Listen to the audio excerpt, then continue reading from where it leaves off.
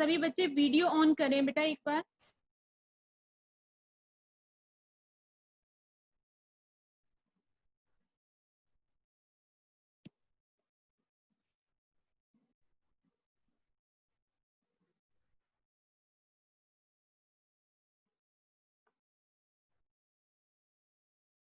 Screen clear है सभी बच्चों को? Yes ma'am. ओके, स्टार्ट करते हैं। अब देखो, हमने कहा कि डबल फर्टिलाइजेशन होता है, लास्ट वीडियो में हम कर रहे थे कि डबल फर्टिलाइजेशन किस तरह से होता है। लेकिन जब भी डबल फर्टिलाइजेशन होती है उस टाइम पे जब भी पोलन ट्यूब ओव्यूल में एंटर करती है तो उसके अलग अलग वेज होते हैं एंटर करने के। तो entry of pollen tube into the ovule, कैसे ओव्यूल में एंटर करेगी? The pollen tube enters in the ovary at the time when ovule becomes mature. Inside the ovary, obturator guides the passage of pollen tube towards the micropyle. यहाँ पे obturator special tissue होता है जो style के अंदर present होता है, उसको कहते हैं हम obturator टिश्यू। जो कार्पल है उसकी जो स्टाइल है उसके अंदर ये टिश्यू होता है।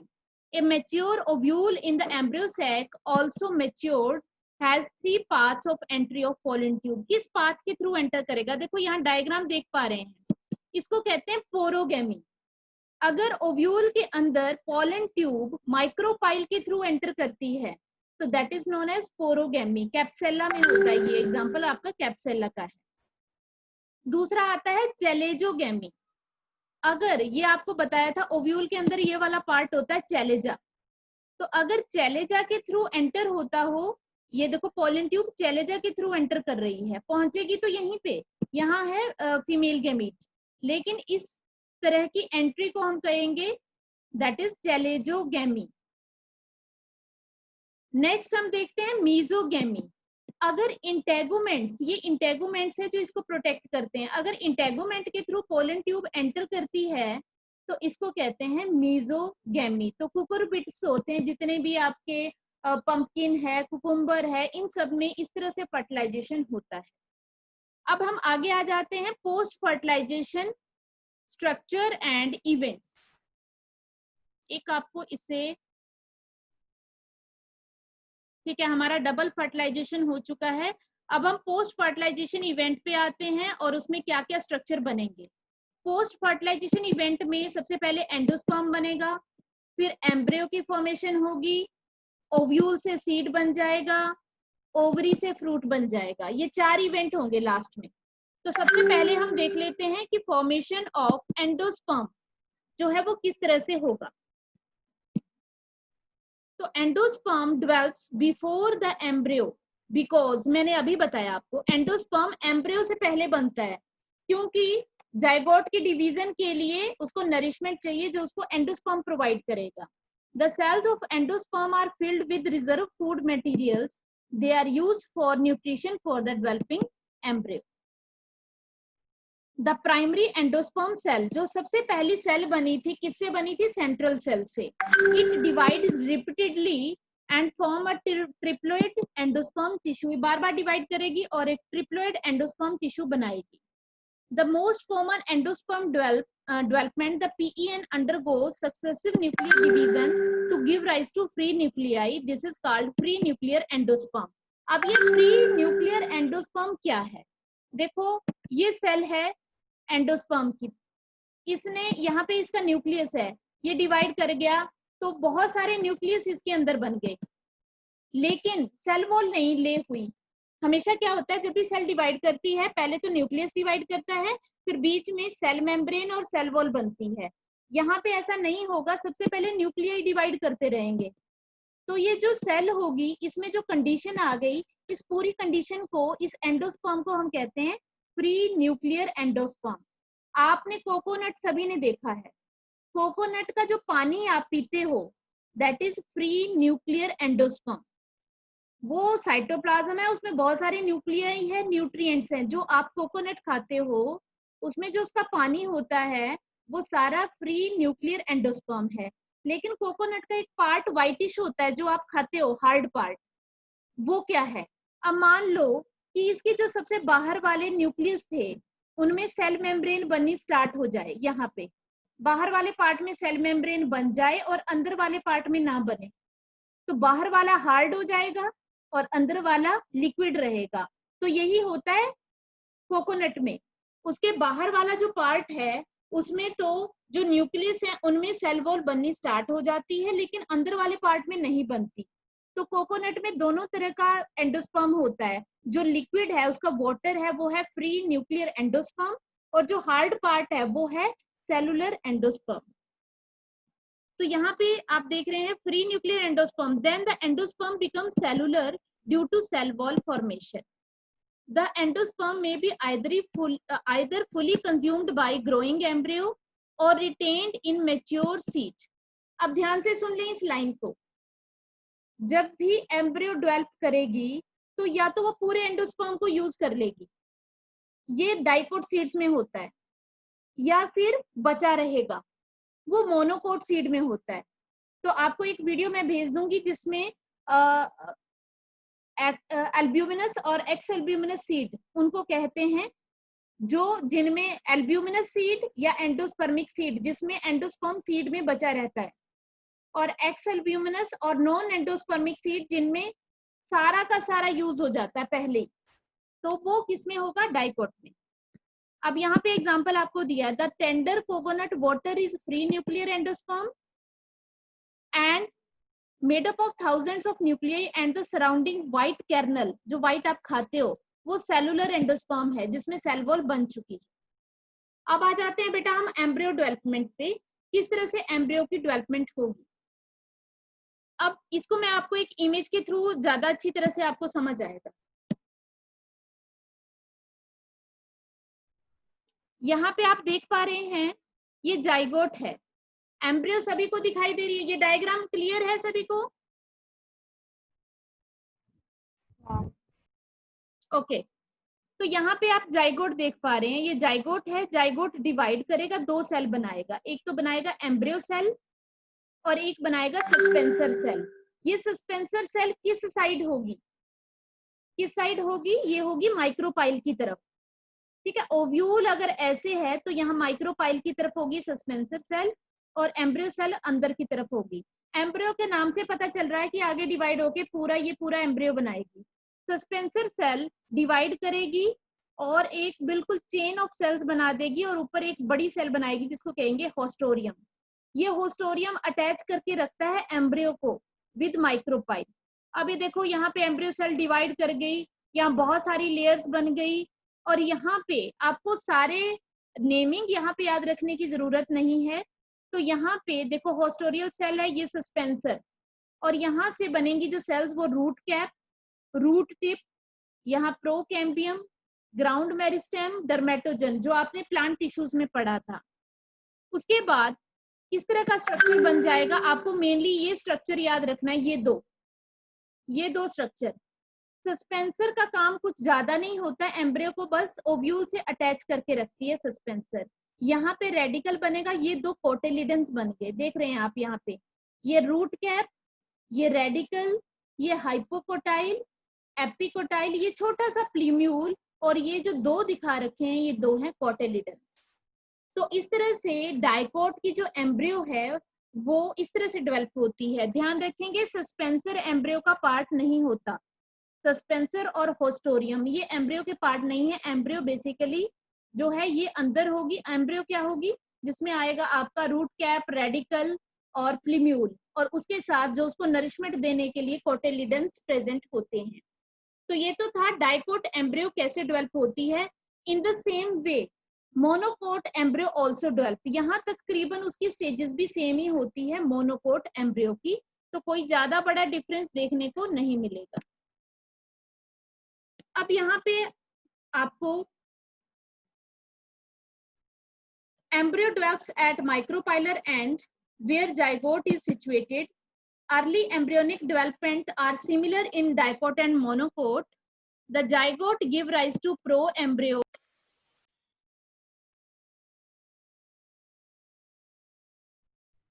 ठीक है, थोड़ा नेटवर्क इशू बीच में था, दोबारा से स्टार्ट कर रही हूँ, मैं शेयर कर रही हूँ।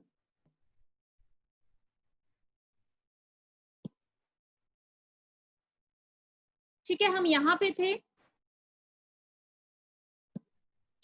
तो डाइकोट, इन्होंने कहा कि जो जाइगोट है वो प्रो एम्ब्रियो बनाएगा और उसके बाद एक हार्ट शेप्ड मैच्योर एम्ब्रियो की फॉर्मेशन कर देगा। डाइकोट एम्ब्रियो, डाइकोट एम्ब्रियो का स्ट्रक्चर अभी आपको मैंने बताया, एक एम्ब्रियोनल एक्सिस एंड 2 कोटिलिडन्स। इस तरह से एक एम्ब्रियोनल एक्सिस होती है और इसके साथ इस तरह से 2 कोटिलिडन अटैच्ड होते हैं। यहाँ पे ऊपर वाली साइड प्लिब्यूल, यहाँ रेडिकल और ये कोटिलिडन जो उसको नरिशमेंट प्रोवाइड करेंगे। The portion of embryonal axis which lie above the cotyledon.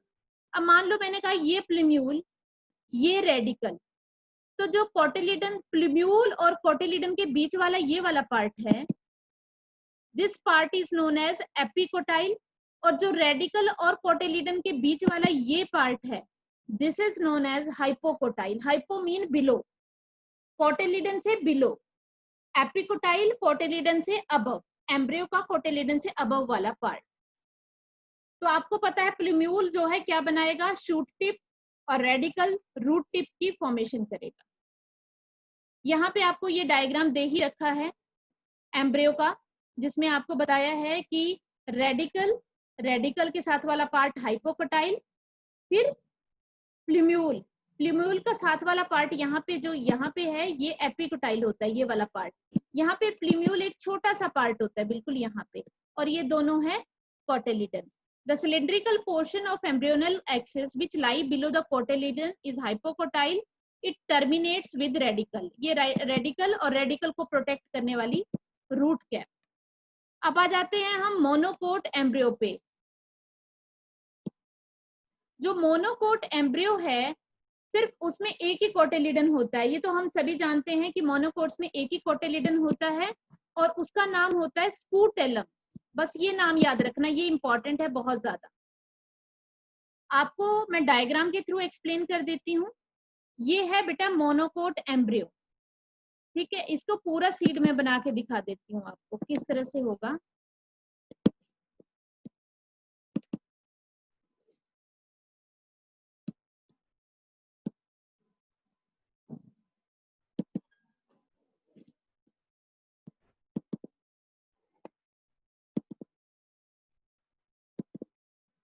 यहाँ पे ये पूरा सीड है और सीड के अंदर ये एम्ब्रियो होती है जो यहाँ से इस तरह से होती है, इस तरह से ये एम्ब्रियो, ये पूरा सीड है, मेज ग्रेन का सीड है जिसमें इसके इस पार्ट में एम्ब्रियो प्रेजेंट है। तो एम्ब्रियो में कौन कौन से पार्ट हैं?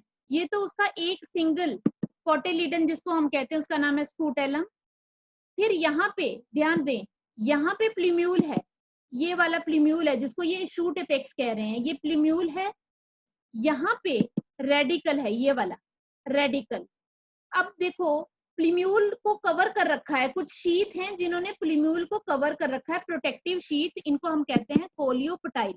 याद रखना, प्लिम्यूल का पटाइल से कोलियोपटाइल प्रोटेक्टिव शीथ। यहाँ रेडिकल को भी कवर कर रखा है इन्होंने, इसको कहते हैं कोलियोराइजा, कोलियोपटाइल एंड कोलियोराइजा।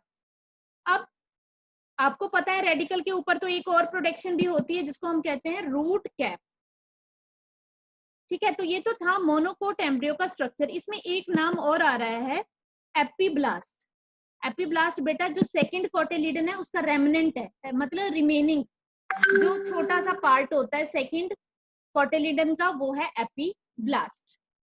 तो ये तो था मोनोकोट एम्ब्रियो का स्ट्रक्चर। और बाकी ये पार्ट सारा, क्योंकि आप ध्यान रखेंगे ये मोनोकोट है, तो मोनोकोट में जो इतना सा कोटिलिडन है तो बाकी पार्ट क्या होता है? एंडोस्पर्म। मोनोकोट सीड में एंडोस्पर्म ही होता है जो एम्ब्रियो जब जर्मिनेट करेगी तो उसको नरिशमेंट देगा, और डाइकोट सीड में क्या होते हैं? कोटिलिडन्स होते हैं जो उसको नरिशमेंट देते हैं। अब आ गया seed. Seed is the final product of sexual reproduction in angiosperm. It is the fertilized ovule. Seed को हम क्या कहते हैं? Fertilized ovule which develop inside the fruit, जो फ्रूट के इनसाइड जो है डेवलप होता है। अब सीड की बात करें, आपको पता है सीड के पास दो ही चीजें होती हैं, कोटिलिडन और एम्ब्रियोनल एक्सिस। सीड जो है उसमें दो ही पार्ट है, एक तो एम्ब्रियो और उसके दोनों तरफ कोटिलिडन। तो अभी आपको मैंने ये चीज बताई, ये इंपॉर्टेंट है बेटा। सीड दो तरह के होते हैं, एंडोस्पर्मिक या नॉन एल्ब्यूमिनस। नॉन एंडोस्पर्मिक या नॉन एल्ब्यूमिनस सीड, और एल्ब्यूमिनस सीड और एंडोस्पर्मिक सीड। कुछ नहीं है, सिंपल सा। अगर उस सीड में सीड बनते तक एम्ब्रियो अगर एंडोस्पर्म प्रेजेंट नहीं है तो उसको नॉन एंडोस्पर्मिक या नॉन एल्ब्यूमिनस सीड कहेंगे। जैसे अभी मैंने आपको मोनोकोट का ड्रॉ किया, अभी ये मैंने मोनोकोट ड्रॉ किया, तो इसमें ये सारा एंडोस्पर्म है, तो ये एंडोस्पर्मिक सीड हुआ। जो डाइकोट सीड है उसमें कोटिलिडन्स होते हैं लेकिन एंडोस्पर्म नहीं होता, मीन सारा यूज हो जाता है, तो उसको कहेंगे नॉन एंडोस्पर्मिक सीड। तो याद रखेंगे, डाइकोट्स सारे के सारे नॉन एंडोस्पर्मिक होते हैं और मोनोकोट सारे के सारे एंडोस्पर्मिक होते हैं। अब यहाँ कुछ टर्म्स आ रही हैं। पेरिस्पर्म क्या होती है? अगर जो न्यूसेलस टिश्यू ओव्यूल के अंदर था, अगर वो सीड में भी थोड़ा बहुत प्रेजेंट हो तो उस लेयर को हम पेरिस्पर्म कह देते हैं। हालांकि मोस्ट ऑफ द सीड्स में नहीं होता, लेकिन अगर प्रेजेंट हो, न्यूसेलस की एक थिन लेयर प्रेजेंट हो, तो उसको हम पेरिस्पर्म कह देते हैं। किस किस में है ये? ब्लैक पेपर में और बीट में देखने को मिलता है इनके सीड में। द इंटेगुमेंट, अब जो इंटेगुमेंट थे ओव्यूल के इंटेगुमेंट, वो क्या हो गए? हार्ड हो गए, तो उन्होंने सीड कोट की फॉर्मेशन कर दी, सीड का कोट बना दिया बाहर वाला। और जो माइक्रोपाइल था वो एक छोटा सा पोर रह जाता है सीड के अंदर, जो कि फैसिलिटेट करता है ऑक्सीजन और वाटर को, ताकि वो एंटर कर पाए। अभी मैं आपके साथ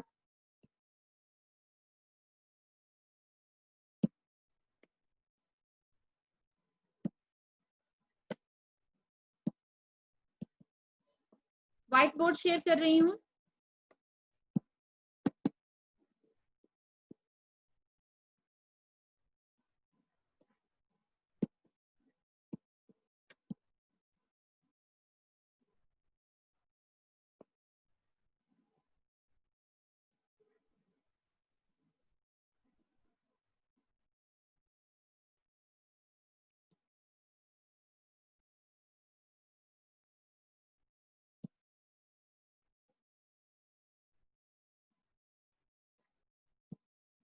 अरे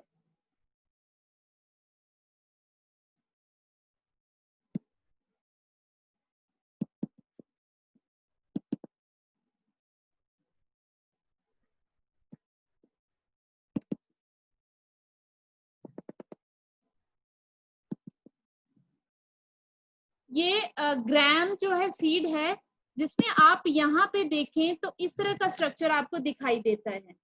तो यहाँ पे एक पोर होता है, जब भी आप एक ग्राम सीड को देखें तो यहाँ पे आपको एक पोर दिखाई देगा। इस पोर को हम क्या कहते हैं? That is micropyle.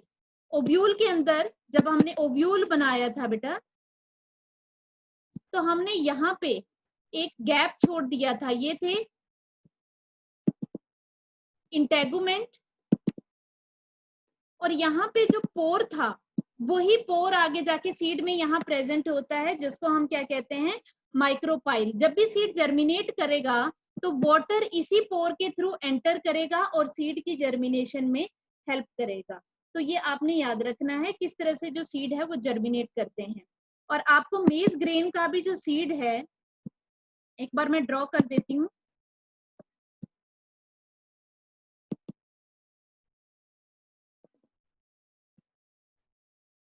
जो आप मेज का आप सीड सभी जानते होंगे किस तरह का होता है, तो उसमें एम्ब्रियो बेटा यहाँ प्रेजेंट होती है। देखो यहाँ पे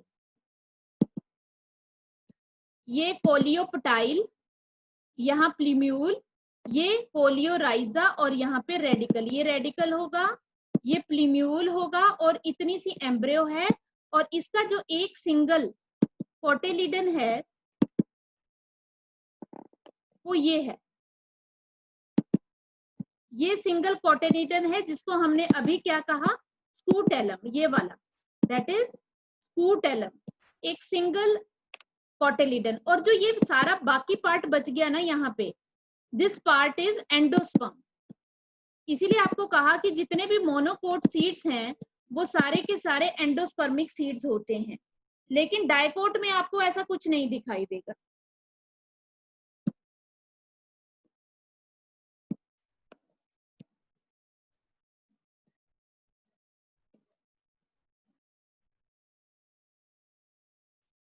अब मैंने आपको बताया कि जो इंटेगुमेंट थे वो हार्ड हो गए और उन्होंने प्रोटेक्टिव कोट बना दिया।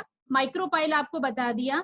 जैसे ही बेटा सीड मैच्योर होता है, इसका वाटर कंटेंट बहुत ही कम हो जाता है, ये ड्राई हो जाता है क्योंकि ये डोरमेंसी में जाएगा।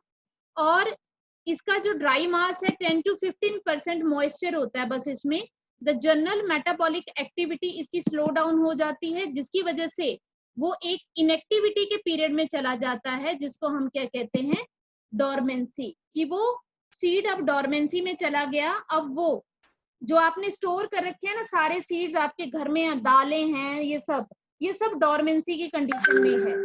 ये तभी जर्मिनेट करेंगे जब इनको सुटेबल कंडीशंस मिलेंगे। अब बात आ जाती है बेटा फ्रूट की। तो जो फ्रूट होता है, आपको पता है किससे डेवलप होता है, ओवरी से डेवलप होता है फ्रूट, ठीक है। और जो ओव्यूल्स होते हैं वो सीड में कन्वर्ट हो जाते हैं। तो जो वॉल ऑफ ओवरी है, जो आगे जाके फ्रूट की जो वॉल बनेगी, उसको हम कहते हैं पेरिकार्प। जो आप फ्रूट खाते हैं उसकी सबसे बाहर वाली जो कवरिंग होती है वो होती है पेरिकार्प। फ्रूट्स जो है वो फ्लैशी भी हो सकते हैं, जैसे कि गुआवा है, ऑरेंज है, मैंगो है, या ड्राई भी हो सकते हैं, जैसे ग्राउंड नट है, मस्टर्ड है, ये काफी ड्राई होते हैं। Many fruits have mechanism for dispersal of seeds. अलग अलग जो फ्रूट्स होते हैं उनके पास अलग अलग मैकेनिज्म होता है कि उनके सीड कैसे कैसे डिस्पर्स करेंगे। Fruits are basically of two types, true fruits and false fruit. अगर कोई भी फ्रूट ओवरी से डेवलप हुआ है और उसमें बाकी सेपल, पेटल और थैलामस ये कोई पार्ट ना हो, तो उसको ट्रू फ्रूट कहते हैं। और अगर ओवरी के साथ कोई और पार्ट भी एसोसिएटेड हो फ्रूट में, तो उसको फॉल्स फ्रूट कहते हैं। Fruit that develop from ovary are called true fruit. जैसे कि आप, कौन सा होता है फ्रूट, कुकुम्बर एक फ्रूट है, मैंगो एक फ्रूट है, टोमेटो भी एक फ्रूट है।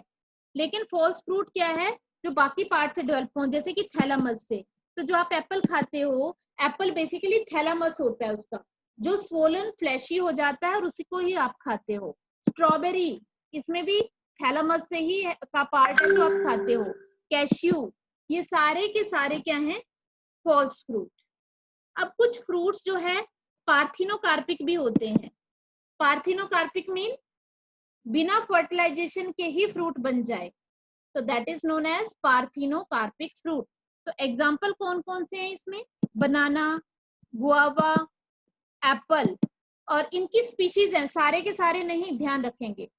कुछ वैरायटीज ऐसी हैं जिनमें ये देखने को मिलता है कि बिना फर्टिलाइजेशन के कि जो ओवरी है वो फ्रूट में कन्वर्ट हो जाती है, तो that is known as parthenocarpic fruit. तो हम इसको इंड्यूस भी कर सकते हैं। अब आपको पता है बहुत सारे ऐसे फ्रूट्स हैं जिनमें जो है सीड होते हैं और आप नहीं चाहते हो सीड, जैसे वाटरमेलन है, आप चाहते हो उसमें सीड ना हो, तो सीड तो फर्टिलाइजेशन से बनता है, तो उसमें हम क्या कर सकते हैं, इंड्यूस कर सकते हैं पार्थिनोकार्पी को, तो हम उसको सीडलेस बना सकते हैं। तो यहाँ पे कुछ फ्रूट्स को हम के साथ हम इस तरह से कर सकते हैं। अब आ जाती हैं advantages of seeds. Since pollination and fertilization are independent of fertilization, seed formation is more dependable. Pollination जो है, water जो pollination और fertilization इन दोनों का यहाँ पे एंजियोस्पर्म्स में वाटर के साथ रिलेशन नहीं है, तो सीड फॉर्मेशन जो है डिपेंडेबल होती है कि किस तरह से सीड जो है वो डिस्पर्स करेंगे। पॉलिनेशन तो पता चल गया भाई, कोई इंसेक्ट कर देगा पॉलिनेशन या कोई एनिमल कर देगा, लेकिन सीड के डिस्पर्सल के लिए भी अलग अलग मैकेनिज्म होते हैं।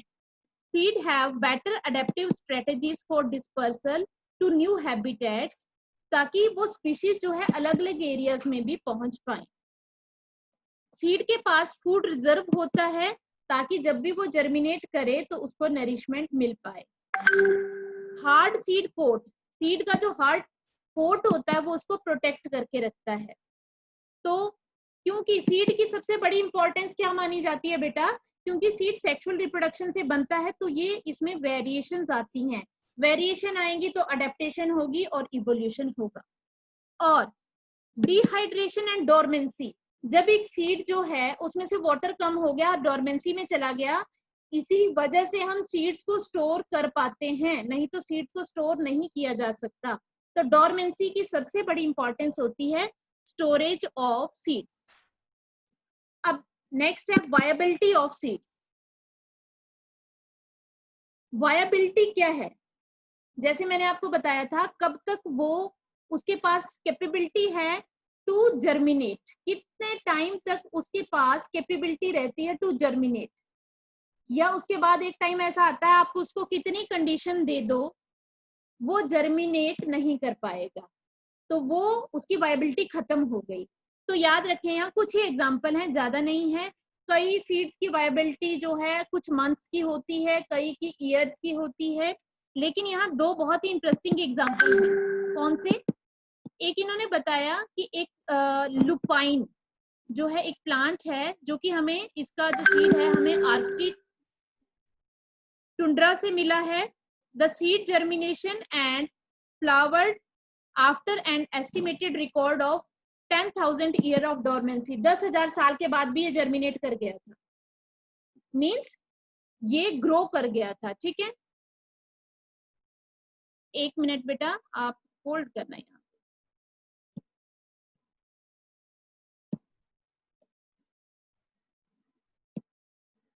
ठीक है, हम यहाँ पे थे कि कुछ सीड्स ऐसे भी होते हैं जो हजारों सालों के बाद भी उनकी वायबिलिटी बनी रहती है। तो लुपाइन का, या आपको लुपिनस आर्किटेक्स, यहाँ थोड़ा ध्यान रखना, लुपिनस तक है, यहाँ तक जीनस है, और आर्किटेक्स तक उसका क्या है जो है स्पीशीज है।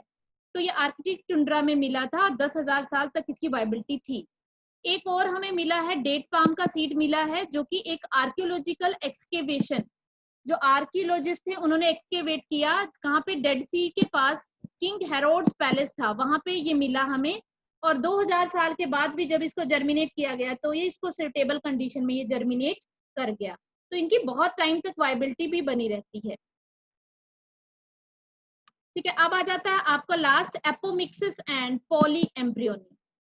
एपोमिक्सिस क्या है?